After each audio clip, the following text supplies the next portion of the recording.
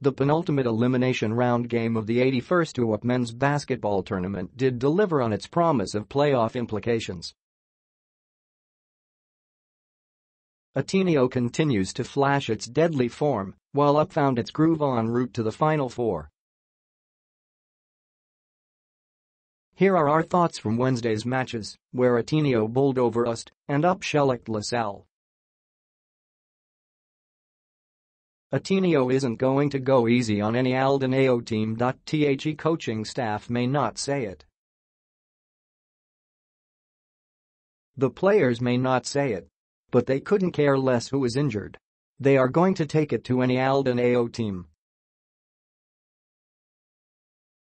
The acrimony built during Ayo's time with Salle isn't going away anytime soon, more so after his comments following UST's first-round loss to the Blue Eagles. The first-year UST's coach's chops aren't in question. It is more of the antics and non-basketball stuff that Ateneo doesn't like. So you bet they enjoyed this 40-point, 102-62 beating, as did Salle in their previous blowout loss of the Growling Tigers.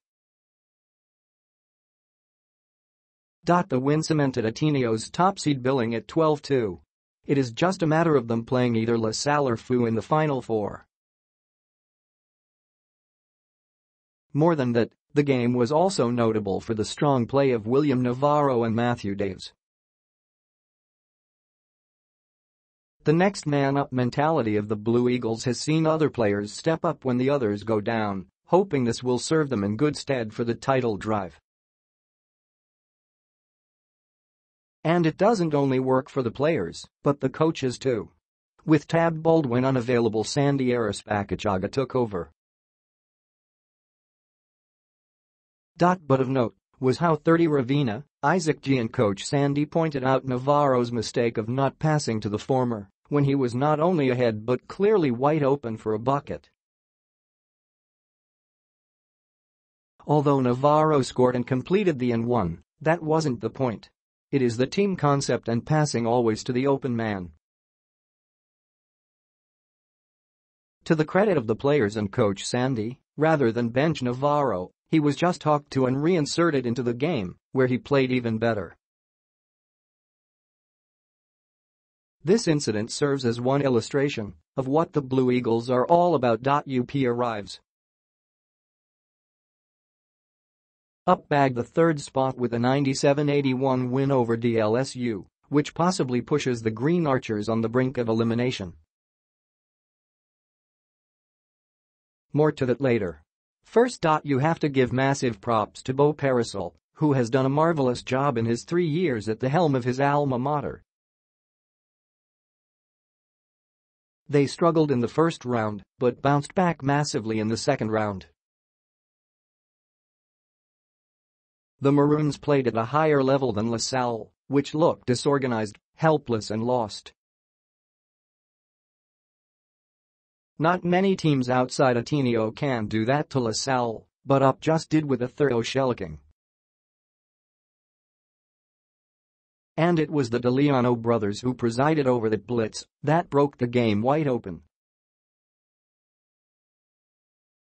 Juan and Javi each hit 4 trays and shot over 50% as they scored 27 and 19 points, respectively.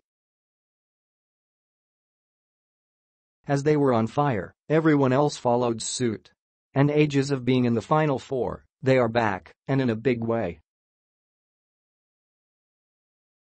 Massive. Salle on the brink. The Green Archers now await the results of this weekend's match between Adamson and FU.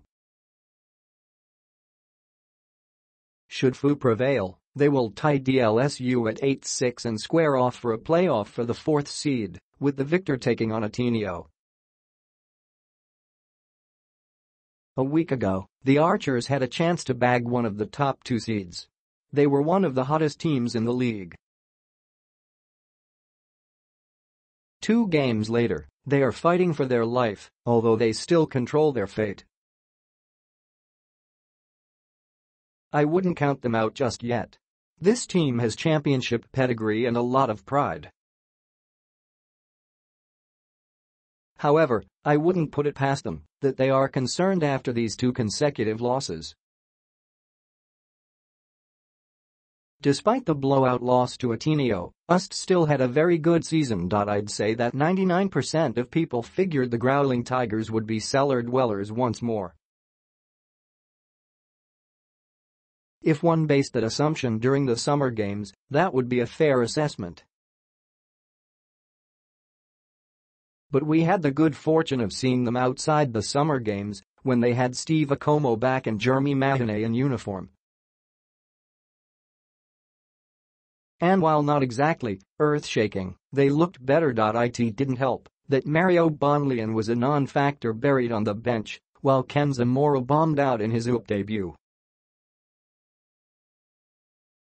Then Akomo went down, and while us did play better, but asking them to go farther than where they were without the big fella was a stretch. Nevertheless, it is a very good season for UST. At one point, they were 4th in the league until they lost their last several games. At 5-9? Not bad. Much better than 3-10 new and 1-12 UE. Both latter teams have one last game to play before their season is done, which were figured to do better.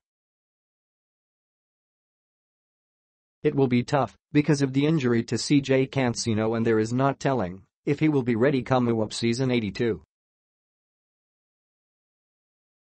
But at least now, Ayo has 5 months to prepare before the summer leagues tip off.